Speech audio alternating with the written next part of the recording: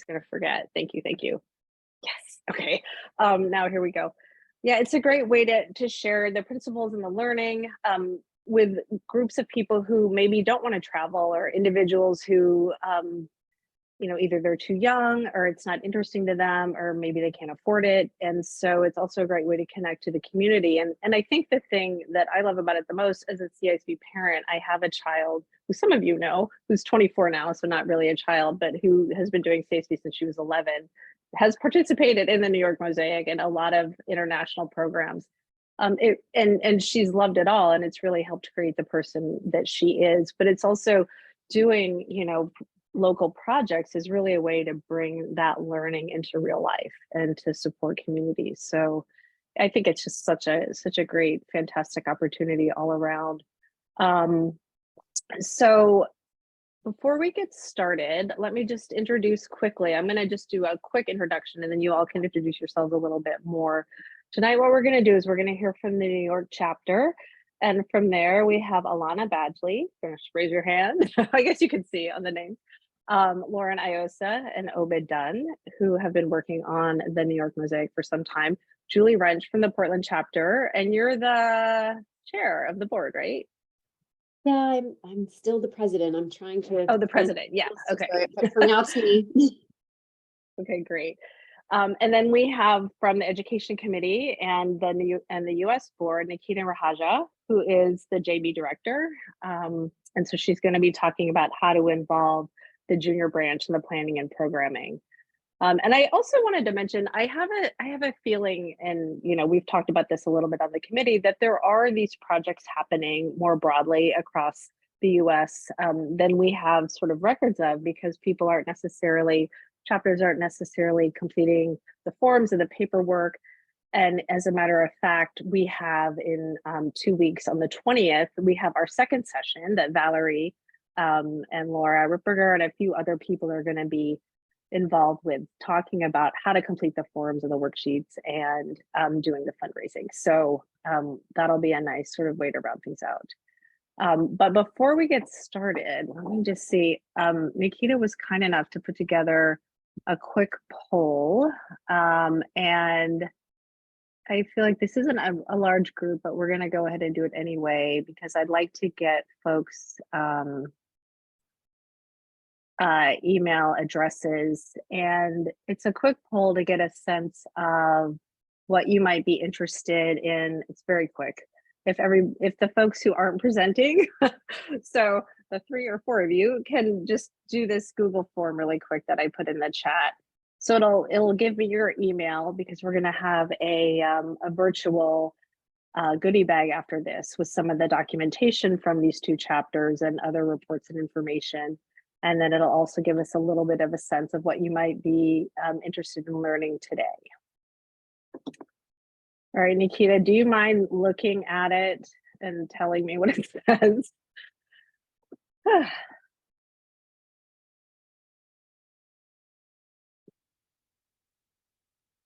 Melissa, I think this looks right. I think what? Oh, yeah, I'll look on the back end. One second. Yeah. Okay.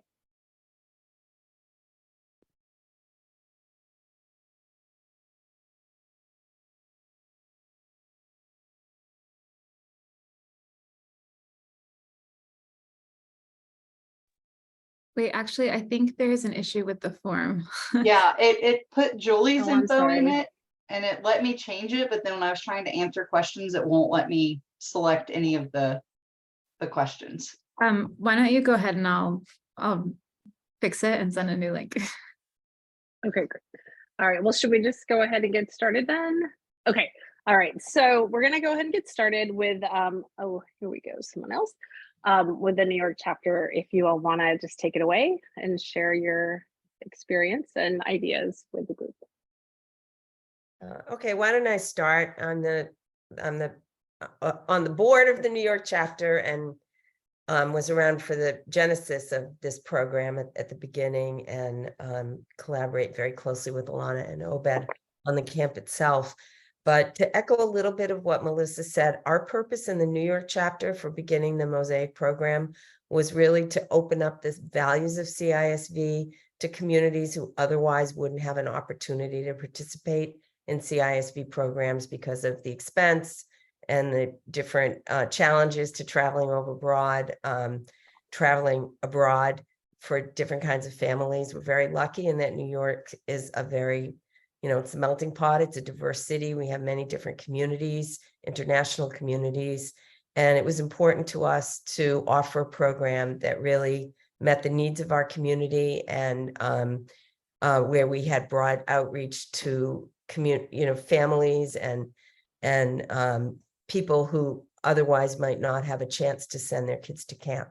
So the camp is free in New York. There's no cost for the participants to attend. We have a registration fee, which is part of becoming a chapter member for the family, because we do want our Mosaic families to become part of the chapter long term. But we waive it without anything but the honor system for any family who tells us they can't afford to participate. So we try to be as inclusive and as broad as possible and recruit as widely as we can. We open it to 11 and 12-year-olds. I'm going to have Alana and Obed speak to the actual educational component, which I think is the piece that you wanted to focus on today, but just to give you a sense of how we recruit and who we have in the program. We have about 30 to 35 kids for the Mosaic camp. It's a week long, and Alana and Obed and the other leaders have put together a really incredible program, which is almost like a mini village. I mean, they've managed to take the values of CISV, adapt them for the kids who are part of our program, and really take them through so much of the experiences that kids have when they do travel to a village. It's remarkable. And I think that one of the reasons it's been so successful with our chapter is that it's really energized the chapter. We were kind of at the place of not falling apart, but it was tough to get people to volunteer and to be interested in things. It really was just a home for people to find a way to send their kids to an international program. And it's really brought the chapter together with a sense of purpose. And I'd say it's ignited more of a sense of participating in CISV for reasons of service to the world and the community versus everyone's self, benefit. So it's been an important program for the chapter for that reason as well. In terms of what happens at camp, I'm going to talk to or ask Alana and Obed to, talk about how you've designed the program so beautifully. Can I just Sure, say one I'll thing real quick? Oh, sorry. So the link is there again, if people want to fill it out. And I don't know how you all want to take questions, if you want to take questions throughout, or if you want to wait till the end, whatever you're comfortable with. Sorry, Alana. No, it's okay. I can briefly kind of go over our pedagogy a little bit and how we do what we do to translate a 4-week village into a 1-week program. There's no way to translate a 4-week village into a 1-week program. Let me start by saying that. But the fact that we do not have a language barrier to overcome does help us to kind of speed things along a little bit. And one of the techniques that we started using back in 2017, I believe it was to help the campers and help all of our participants to understand the flow. And what we were trying to do is we had daily themes that we always employ for all of our activities. So we have a weekly theme and then we have daily themes. And those daily themes build throughout the week and kind of create this like narrative structure for our participants to learn through experience, which we obviously do as part of regular CISV pedagogy. We do CISV activities and we kind of do this nice little crescendo up till Thursday, which is we have Sunday through Saturday being the day we leave, and it's not much going on programming wise. So we have this nice crescendo up to Thursday, and we always say Thursday is the day that we can, really start to have those deeper conversations. And then we like taper it back off again on Friday. And that's when we just, get to have our family vibes and community vibes. we're extremely responsive to what the group is doing and how the group is behaving. So we would never do an activity that would be outside of the recommendations of CISV in terms of trust or anything. Certain years we have kids who really build that trust really quickly with one another, and other years we don't. So the staff are extremely responsive.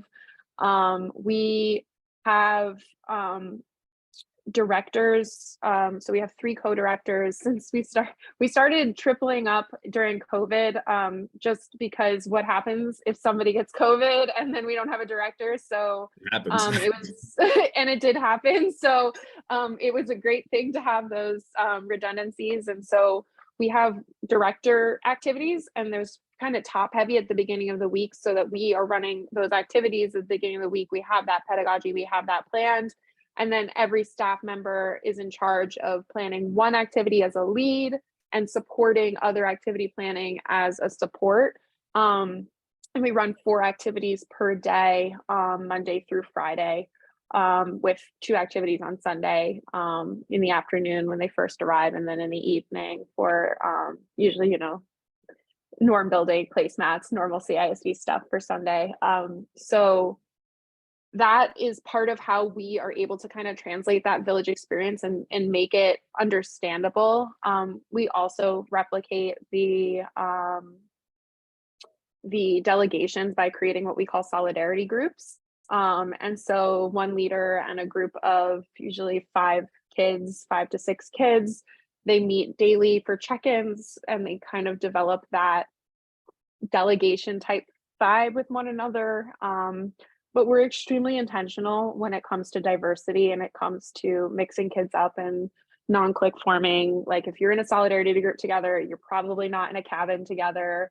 Your placemats are probably getting split. We're very intentional about all of that.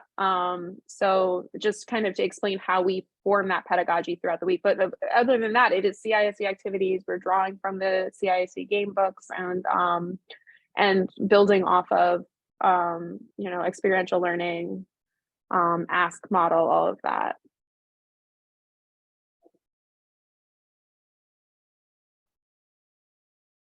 Marcy, you are muted. Sorry, I'm so used to being able to just talk all the time. No, I was just mentioning Julie's question whether or not it was an overnight camp, and it is, right? It's Right. the whole deal. Yeah. So to the point of, does it feel like a village in a week? It kind of emanates that in like a very small dose. And Alana just gave you the whole spiel on how we set it up, and it really is effective. By the midpoint of the week, the kids have made several and plenty of new strong connections. And by the ending, they're usually crying just as hard as they do at Village when it's time to go. And there's a lot more sprinkled throughout the week, in between activities and whatnot.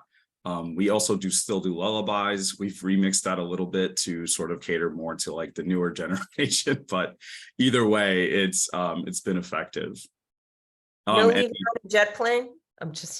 Yeah, no, we still do that. That one's a banger. Everyone still loves the woo, and that's where the JV comes in very clutch. They bring a lot of the CISV culture to the camp, because a lot of the staff members we have join us either are just starting CISV for the first time or are volunteering. They might be coming back, but all their experience is Mosaic. They don't have that outside stuff. So it's very clutch to have someone come in and sing I'm suddenly blanking on every lullaby song, but something like Yellow Submarine and stuff like that. Yeah. One thing I will note is that after kids have a Mosaic experience, because there's a lot of CISV activities, if they do decide to stay with CISV programs and do other camps, international camps later, and become part of the JB, they have the same sort of CISV language and shared experience of some of those activities, so that they can, fit in beautifully with the larger CISV programs. Right. And we've also seen a bunch of them after camp attend mini camp, which is a even smaller version of Village. And they connect with the people they've met at Mosaic, as well as make those new connections within the larger CISV. And just one more thing I want to note just about one of the really huge successes of our program is adult involvement. So because it's only a 1-week program, a lot of folks, myself included, can get the necessary time off of work to do camp every year. And like a 4-week program's out of the question for my particular career. But a 1-week camp is something that I am willing and do take my vacation time for. And so we've had a really, really good retention of staff year to year. I believe this year we have 6 returning staff just from last year to this year. So there's a lot of continuity in the adult leadership group, and the leaders are involved in the chapter and doing a lot with the chapter as well. And it's a way to maintain a cohort of volunteers within the chapter who don't necessarily have kids, but are still in the adult group. I mean, we're all aging together, and so like, you know, a lot of our staff are in their 30s, which I don't, you know, so we're not old old now. I know we're not old, but most CISV leaders, you catch them in that like early 20 phase, like right when they're 21, 22, and then you lose them to their careers. And we're able to retain people, you know, we're in our 30s, late 20s, and we're still doing it because we can. And that's one of the really cool aspects of maintaining that volunteer cohort. Like, and we're not parents. We don't have kids that are in the chapter, and we are still volunteering. So. Someone had a question about funding, so I'll just explain that the chapter took it on to fund the program in the early years, but we have been lucky. One of our chapter board members has been very good at getting grants to help support the program. And we have been receiving a grant year after year from a foundation. It's only partially supports the program, and the chapter supports the other expenses.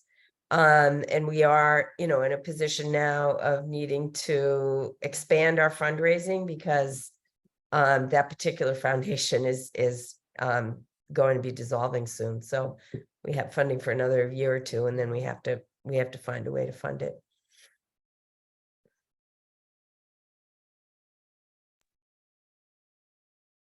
It's a private foundation who is interested in supporting a variety of kinds of programs, but programs that help kids. And someone on the board had sort of had a connection there, Yeah, too, right? it was Yeah, so that absolutely helped. a connection. Yeah. Yeah. There was also, oh, sorry, go ahead. Well, I was just gonna say, so we've looked at grant funding in Portland as well to help us support our first program that we were hosting. And CISV programs don't quite seem to qualify. It's a sort of a, you know, weird pay it forward model that we have, that the program that we host here has no one from our actual community attending. So a program like yours, where it is kids from the, you know, from the area that are benefiting directly from the program, is ripe for funding. And I think we found, you know, 10 or 15 different organizations that provide grants to support that kind of thing, just in our state, in our city. So I'm sure there's a lot of opportunity. Yeah.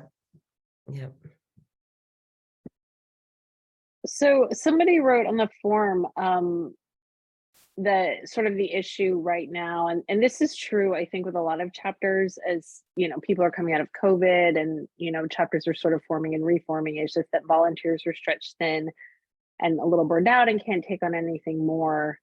And you know, how do you get volunteers involved? And I don't know if you all can speak to that from the New York perspective. That's a really interesting comment. I think that's so true, just generally speaking. I mean, Alana's an emergency medical technician's not the word. What is the word? No, it is. It's emergency medical technician. I just am a paramedic, which is the next level. Paramedic, right. And can you imagine how stressful that was during COVID? So she was on the stressful. cover She of was on the Time, cover of right? Time Or was it magazine, Newsweek? exactly. Yeah. And she's also the union representative for her, you know, her coworkers. So I think, Alana, correct me if I'm wrong, but to a certain extent, the Mosaic program has been one in which people feel like they can make a difference in creating a better world. And if anything can rejuvenate you make you feel good about being here at a time that's so stressful. That's one of the things that is actually motivating. And I do feel that that's been motivating for the chapter. You know, we all feel it's so overwhelmed. I'm overwhelmed in my job. I have a super intense job. I'm traveling constantly. And yet I'm always willing to put the time into this program because I actually feel like it's a place where we can make a difference in people's lives and not just make a difference in their lives, but make a difference in the future, because these kids are learning so much and they're so moved by the program. And, you know, all credit to the Alana, Obed, and the staff for that piece of it. And they go into the world as engaged citizens who also want to make the world a better place. So being able to, you know, sell the program and brand the program in that way, I think is very helpful in terms of getting volunteers. And it's certainly the program more of our chapter wants to be part of than others in the sense of volunteering. Sometimes we have, you know, more people volunteering than we can actually put to work. What we're trying to do is bring more of the Mosaic parents into it. And that's actually happening, you know, each year progressively. And that's been a positive development as well. Could you also talk a little bit about how you involve the JB? And this is the perspective I know the best because my daughter got to be involved in a multitude of ways, especially with that JC role that is so hard to get, you know, in the international program. Yeah, I can do this one real quick. So we like all chapters, we usually only get one invite internationally for JC every year, if that, and it's usually, you know, gendered, and only one boy or one girl gets to get a JC slot. And you have, you know, all these kids that went to Step Up in Village that won a spot who couldn't get one. And we take 4 to 6 JCs for Mosaic every year. And we've also been able to recruit from past Mosaic participants in the last few years, which has been awesome because sometimes these are kids who ultimately couldn't afford to go to an international program, or maybe this was the only program that they had time for in their life, whatever the reason. Like Mosaic was their main involvement, and then they're coming back as JCs. And like we've gotten, to me, as the person who saw them as a camper, to see them come back and hear from them how life-changing CISV and Mosaic was for them at that age. Like when we get these applications, that's all throughout the application about this changed my life. And that, oh my gosh, that's energy for all of us to see our former campers become our JCs, and to have that, you know, teenage cohort involved, and then going to the mini camps and, you know, bringing those younger kids in and saying like, hey, you can be a JC one day too. I was a camper just like you. It really kind of creates this continuum of involvement within the chapter that is more local, that isn't, you know, so reliant on the invites. You know, I mean, there's nothing wrong with that. It's just limited, you know, and so this creates more access for more people to be involved. And those are tough decisions to make for our chapter every year on who really gets to have that one spot. But to be able to say, but you can also apply to Mosaic, you seem like a really good candidate, and we have these, you know, 6 slots open for you, is a really nice thing for our chapter to be able to do as well. So there's a question someone text just sent me. How do you advertise to get participants in the camp? It's more, we don't actually advertise, it's more word of mouth. We ask people in the chapter to get in touch with community organizations they work with. Some of our staff work with different kinds of community organizations. Prior Mosaic parents help recruit, you know, families they know whose kids are of age, come of age. We sort of participated in a camp fair this year that brought a couple of applicants to us. And that was nice because it was from a different borough in New York that we don't usually get applicants from. So that was good. You know, we are actually, you know, making some sort of intentional outreach to different community groups and things like that, that we can, you know, we identify locally. Our chapter is really not advertised, you know, and if you, you know, in the traditional sense, but something we could consider in the future, like looking at directories and things like that where we can be listed. Since we can only accept 35 kids, you know, we do have to be a little bit careful about not getting too many applicants. We do interview every camper individually. So it is quite a lot of work for the chapter to accept the applications and then go through the interview process with everyone. Yeah, and to answer the question that was just asked, it's closer to around 40 people, children in total, but the JCs, and this kind of ties back to the original question, they do have a lot of responsibility too. So they are truly part of the team. So there is the adult staff like Alana and myself, who are 18 and above. The JCs are 16, 17. They're sort of the middle ground between any, you know, staff and children campers who feel like it's just easier for them to communicate with someone closer to their age range.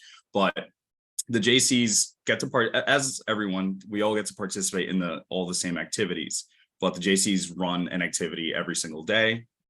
They have a lot of say and knowledge in what is going on in the camp, because there's a lot of things that staff can miss, because like I said earlier, the children feel a lot closer and open with JCs very often. So we've often said this, the JCs are the linchpin of Mosaic sometimes, where they're just so engraved and able to play both sides and communicate for everyone in such a way that they are really important.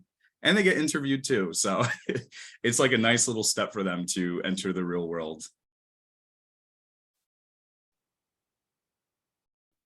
There was Yes, also a question higher about staff. training. Yeah. So regarding training, we do, I was trained as a local leader trainer, so that we can conduct our own in-house local leader training. But they don't go to the national training, which are all program specific, and our program, you know, that's not, we have actually talked to the national office about it, but nothing's really been able to come to fruition. They do all do the safeguarding, the online safeguarding course that is now required. But everybody gets completely trained in R7.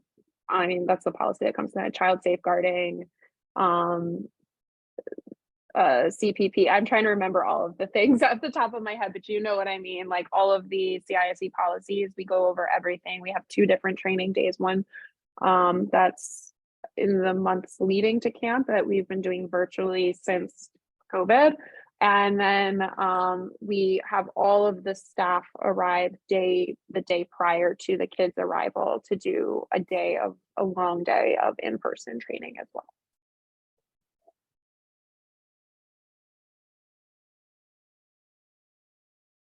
Do you want to just mention real quick, I know the applications are online, right? Sort of how that works, and also the info session, just to kind of round out that part of it. Well, since COVID, things have changed. We used to do everything as live meetings and, you know, had to find spaces and set it up that way. Actually, because now everyone, you know, of all, you know, economic means, in order for their kids to be educated, most people have access to online, to Zoom. So we transferred our info session to be a Zoom meeting. And actually, it's much better because people can more easily participate. It's much easier for them. And, you know, we have a PowerPoint, we all take a little piece of it. We try to involve the kids in helping. And I think Alana already sent that around, like our info session materials. We record the info session. So if there are people who can't attend the info session and they come to us later, we send it to them so they can still view it. And we have an online application. It's a simple Google form. It feeds into a spreadsheet for us. So we have all the information from all the families. And then we annotate it until we have our list of accepted candidates. And after interviews, you know, because we do interview every candidate, as I said, and we spread out the interviews amongst people in the chapter who volunteer to do the interviews. So we give them an interview sheet, a guideline for what to ask and how to present Mosaic to the applicants. The interview is also via Zoom now. It used to be, again, live. And the interviews are with the parents and the kids. Though we want the kids to do most of the talking, the parents are there and they have questions we answer. It's not when I say we interview them, the reason we interview them is just to get a sense of the kids, to get to know them a little bit better. Unlike other programs, and we tell them this, we don't want them to feel like, oh, you have to have good grades or answer a particular way. That's not the idea. The idea is just to get to know them a little bit. And it also gives us a sense of, are they the right maturity for the program? If they're super shy, that's okay. If they're super outgoing, that's okay. That's not the point. But you kind of get a sense when you talk to them a little bit. If there's something that we see as a red flag, we bring it up, we talk about it. We might talk to the parents about it. But our goal is to be inclusive and to include as many people as possible. I don't think we've ever really not accepted someone unless they're outside the age group. And we really don't think that they're going to, like, occasionally. So we're 11 and 12-year-olds. Occasionally, someone is in the grade of an 11 or 12-year-old, but they're younger or older. We'll interview those kids sometimes to see if they'd still be a fit within that age range. And if not, that's a reason not to accept them. So sometimes 10-year-olds, we'll say next year, come back next year, you're not in the age group. Does that make sense? And we try Great, thank you. Try to have a balance of boys and girls as well. But, we are open to kids who identify in any way. So we make that clear too. And we do have kids who identify as non-binary who've applied and come to the camp and actually love the camp. That's great. Thank you so much. I'm just keeping my eye on the time. Are there any other questions before we move on to Portland and Julie, who's got to do it all by herself, but I'm sure it'll be fine. Okay. All right. Well, thank you all so much. And then Julie from Portland. Yeah, so it's okay that I'm by myself because our program is totally different in terms of scale and scope. And it's the first one we've ever done. I'm actually going to share my screen. I, always do PowerPoints for all the things. So my marketing background. So I will just throw a few slides up, and also because it's not CISB without smiling happy faces, you'll see some of those too. But for those of you who aren't totally familiar with our journey, we're super new. We are the most recent full chapter in CISB USA. And this all started in my living room back in 2016 because I grew up doing CISB in my home chapter of Ottawa, Canada. And so we filed our first set of paperwork in 2017. So we could officially start doing stuff, but I don't know how familiar you all are with the chapter development process, but you're limited to one program a year that you can send. Which when you are starting without a large alumni base, like we were in a city like Portland, it was very slow going. And of course, then COVID interrupted all of our plans. But we finally managed to complete the chapter development process and became a full chapter last year. And so here's some of the, the firsts. We still have a lot of firsts in our chapter. Our first village in 2018, step up interchange and hosting all happened last year. And then our first official Mosaic was this year. We realized as we were doing some of our JB activities that we were actually kind of doing Mosaics anyway. We just didn't really understand because they almost felt too little to us, that we weren't maybe doing enough, and that if you were going to call it a program, it needed to be bigger. So we didn't realize that we could have been filing paperwork for years, apparently, and doing Mosaics. But we decided to kind of jump right into it this year. And we partnered with a nonprofit called Path Home, which was formerly Portland Homeless Family Solutions. And we had been sort of using our JB and our chapter gathering events as in-kind donation drives for their nonprofit. And they were actually chosen by our junior branch. So, you were talking about what is the role of the JB in all of this. Our Mosaics, we've sort of decided as a chapter that they should pretty much be JB driven and JB planned, and we will help them as an adult board to sort of do that, because this is really the way that they can live those CISB values locally. And it really is engaging for parents and families as well, like we were talking about, because they can actually see it, participate in it, and get a sense of, why their kids are in this organization to begin with, because some of it is very long-term, the things that you're learning in CISV and that may apply to your life down the line in terms of, your interest that's been generated in geopolitical issues and things like that.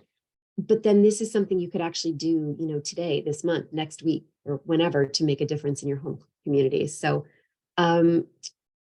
this is part of the reason why our youth wanted to work with this nonprofit. They wanted to help other kids in our community. And obviously there's a lot going on with homelessness in many urban centers, but it really is quite a pronounced problem, especially post-pandemic in Portland. And so Path Home is all about empowering families with children to get back into housing and stay there. So they kind of have two different types of programs they run. One is intervention before the homelessness happens. So they have a lot of things that they do there, and they spend a lot of their cash donations on supporting families that way. And then they also run a 60-bed shelter that provides housing to homeless families while they're in transition. And so that's where we can sort of make a bigger difference by mobilizing our volunteer base for them. This is just their vision. So obviously they're working towards no homelessness, and where everyone can receive the support and compassion that they need to thrive. So that is our nonprofit. And so we did a project called Sharing a Meal with Path Home. And basically our JB decided to plan and organize and cook and prep and deliver a meal for all the 60 residents in the shelter, and then collect some of those in-kind items as well that are needed. And throughout the day, which I'll show you kind of what it looked like, did an activity so that there was some content and discussion, and kind of introduced the topic of homelessness and kind of a guided discussion and debrief around the issues of homelessness in the Portland region. So yeah, this was their choice to help kids in their own communities. So our timeline on this, we sort of kicked it off in January. They decided and discussed this actually with all the kids that were there at our chapters, program selection day. That was one of the things, and one of the different stations we had kids kind of move through was, to talk about JB and to talk about Mosaic and things like that. So we sort of signed off on it in February. And it took us till May to actually reserve the space. That's how we ended up with a May date for the program. And they did all sort of the planning. We filed the paperwork 4 weeks before the event. Our Mosaic was Saturday the 13th. And then obviously to finish your Mosaic, you have to complete the paperwork within 2 weeks after the event itself. So this is just what it looked like. It was a 3-hour session, sort of like your normal CISV activity day. But as the activity was happening, kids were rotating through in smaller teams into the kitchen to do all the cooking and do all the prep. We had a lot of different activities or things for them to prepare, lots of choppings. So there's other way, to keep kids engaged. We had them making chili and mac and cheese and cornbread and fruit salad and a whole veggie tray with ranch dressing, because obviously there's a lot of different tastes. And we had some tips from 2 of our chapter volunteers who also are volunteers with Path Home. They helped sort of coordinate this, and they did sort of that orientation session, sharing all the information about Path Home with our youth. And then here we are at the end. Sorry, I'm doing that awkward half crouch thing in a photo, but this is us with all the food as it was getting ready to go out and be delivered. And so we were hoping we would have 20 to 25 youth, and then the adults that helped run the program. It was the most beautiful and the first beautiful day, Saturday in Portland, when we did this. And so between that and all of the sportsing that goes on with all of the kids and their families, our attendance wasn't quite what we were looking for. But we had 13 great kids come out, and the 4 of us that kind of helped put it on. So that is what our first Mosaic looked like, our first sort of foray into this. And we are very keen to be doing more of them. This feels like something that we could execute either annually or twice a year pretty easily within our chapter. But of course, then what's next, and how is this program going to grow and change for us? And so that's why, I'm really excited to be a part of these conversations that you're hosting, because I want to know, what other great ideas are out there. Are there things that we could adapt to our own community to meet a need? And, just kind of get inspired that way to help this become that bigger part of our chapter, because it's very exciting for parents. It was a great way to get siblings involved of the kids who aren't traveling. So there were just a lot of, benefits. And like I said at the beginning, to get the families to participate in a way that gives them a CISD experience too, especially since interchange is going away. And that's kind of the one program that really helps the whole family engage in CISD in a bigger way. So that's our story for now. Great, thank you. Does anyone have any questions? I had one. I'm sorry, I just moved recently and I'm a little brain dead. So, oh yeah, how did you fund it? Sorry. Was it just funded through the families of the chapter? Or? Yeah, so we decided as a board that we would just self-fund it. We build excess funds into our program fees to help go towards our hosting fund.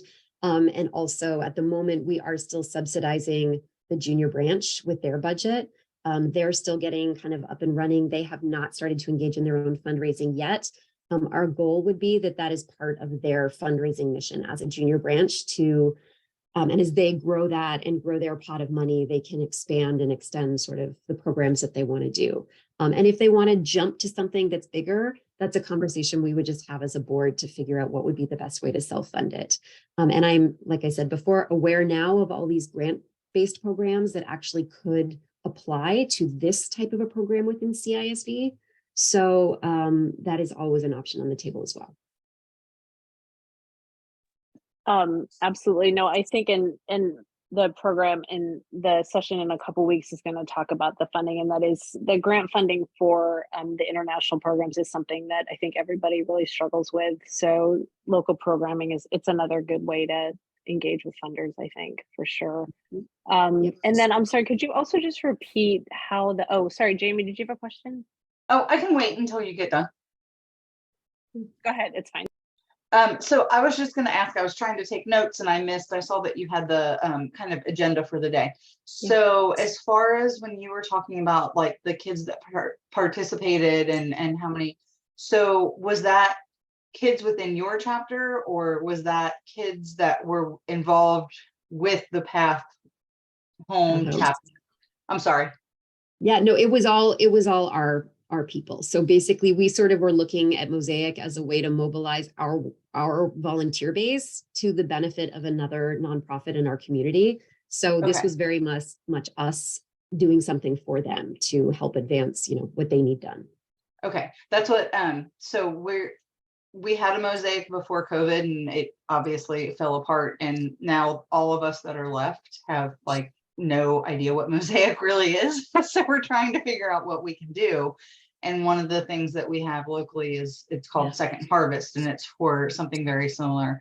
But we weren't sure if we had to engage with, like, we're not against that, but like, would going to pack food for kids that then gets delivered on Friday so that they have food over the weekend, does that count as Mosaic, or does it have to be like a one-on-one, that type of thing?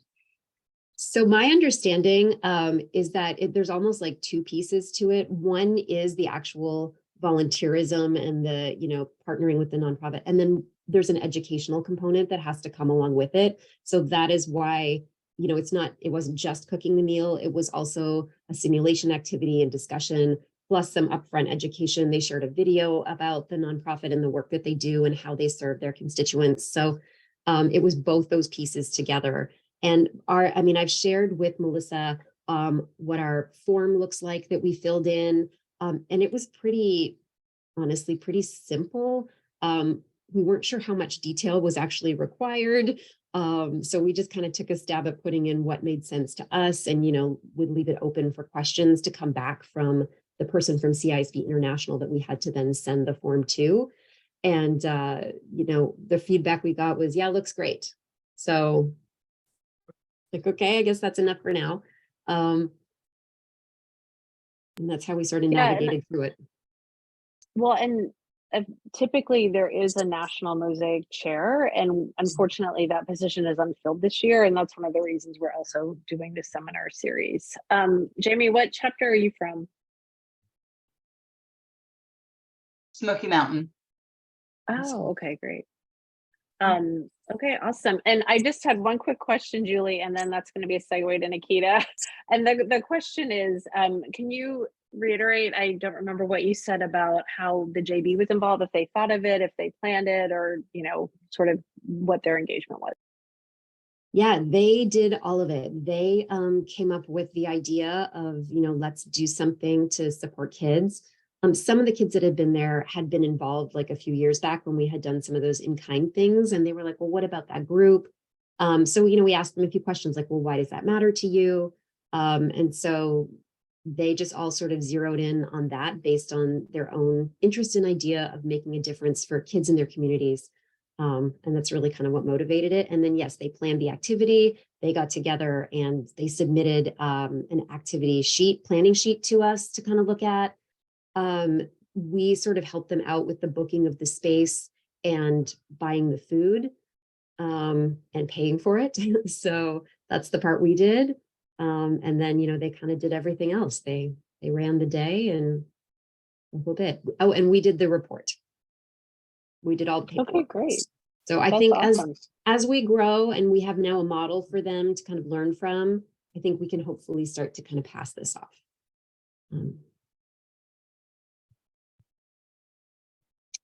So the question that just got asked, I think we're gonna just hold off on that for now, because I want to make sure we're aware of the time. And on the 20th, if you can participate, there will be a session that talks about the forms and the planning. And if you can't make it, it will also be taped and available. Okay, thanks. So Nikita, do you want to talk a little bit about JB engagement and leadership and that sort of thing with Mosaic? Sure. And just quickly, I see a question from Jamie. Jamie, do you want to go now or do you want to go after? Sorry, I forgot to Okay, perfect. lower it. Sorry. Okay, totally fine. So I think everyone has really touched on what I was going to say anyways. And I think to be mindful of the time, I'm going to go very quickly here, but I think I would just like to sort of reemphasize that from my perspective, so as Melissa mentioned earlier, I'm the JB director, which means I work both with the board of directors and the JB leadership. I think that Mosaic is a great opportunity to involve the junior branch, you know, whether that's sort of like what New York is doing and you know, help get them involved in something that's, you know, similar to a camp style program or more like Portland, where it's like the Mosaic is almost built on an existing JB activity. In my experience, that's like Mosaic is a great way to involve them. And then I think, you know, so that's kind of one part, but to kind of build upon what Julie was saying a little bit, I think one thing that as adults you can do to help the junior branch is facilitate the kind of administrative side of it. I remember I talked to Melissa about this. Like, I mean, I know for myself, when I was 16, I would have never filled out an international form for a project. Like, I just probably wouldn't have done it. And so I think that, especially because Mosaic has a tendency to be a little bit unclear and, you know, exactly what Julie was saying, like, it's just, you're not totally sure what you have to do. And so I think that one way you can kind of get this going is to say, okay, JB, I have this great idea for this, you know, service project, any sort of local impact thing, you know, rather than just plan it 1 week in advance and, you know, just show up and wing it. Like, why don't we plan this out a little bit further in advance, you know, fill out the Mosaic, we'll help you fill out the Mosaic forms. And I do think that Julie's idea is a good one, that once there is some structure there, you can continue to use that structure, whether it is for the same Mosaic, so whether you do the same project again, or even, you know, you can imagine that your JB has 2 to 3 service activities a year, and they can either all be one Mosaic or you can make them different Mosaics. But I think that they will probably really need the kind of help getting it off the ground from an administrative perspective. I think that's what I would mostly say. If people have questions, you know, feel free to jump in, but yes. Great, thank you. Does anyone have any questions on the JB side? No, okay, great. Well, we're 5 minutes under. Julie just mentioned, I think everyone can see this, there's a huge Mosaic guide, and then you still need to use your best judgment to fit your project into the format. And hopefully, you know, we'll have a Mosaic chair in the next term.